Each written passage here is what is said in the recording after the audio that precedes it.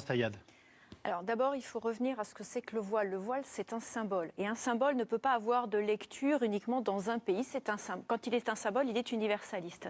Et donc, effectivement, interpréter le voile en France comme étant une liberté, c'est passer à côté du principe du symbole. Le symbole du voile, c'est la soumission de la femme, c'est l'apartheid sexiste aussi, puisqu'elle est la seule à être obligée de le porter. Donc c'est aussi la façon dont on arrive à mettre en forme cet apartheid sexiste qui se traduit souvent, effectivement, par les droits des femmes dans les pays qui sont concernés. Prenons l'Iran et l'Arabie Saoudite, ce sont des endroits où le droit émet une distinction entre les femmes et les hommes. Et en l'occurrence, le voile, effectivement, en est le signe.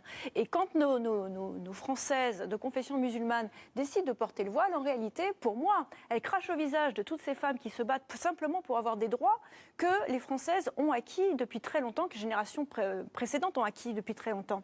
Et je veux rappeler quelque chose qui est arrivé, qu'on a appris aujourd'hui, c'est que Paris va accueillir en 2024 les Jeux Olympiques. Oui. Je pense que tout le monde est au courant. Et dans les délégations, on va accueillir l'Iran et l'Arabie Saoudite. Oui. Ce sont deux pays qui pratiquent l'apartheid sexiste. Quand on pratique l'apartheid raciste, ce qui a été le cas de l'Afrique du Sud, eh bien le pays a été mis au banc de la société, en tout cas considérant qu'on ne faisait pas de sport avec ce pays-là, tant qu'il arrêtait. Tant qu'il n'arrêtait pas.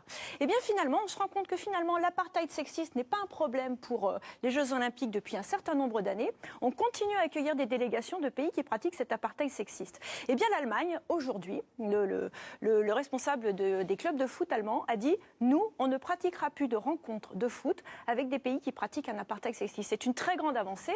Eh bien espérons qu'un jour la France émette ce signal aussi. Pourquoi c'est important? Pour que justement les femmes en France comprennent que le voile, ce n'est pas qu'un fichu qu'on met sur la tête, c'est aussi un symbole qui est très fort sur le plan international. Abdelali Mamoun.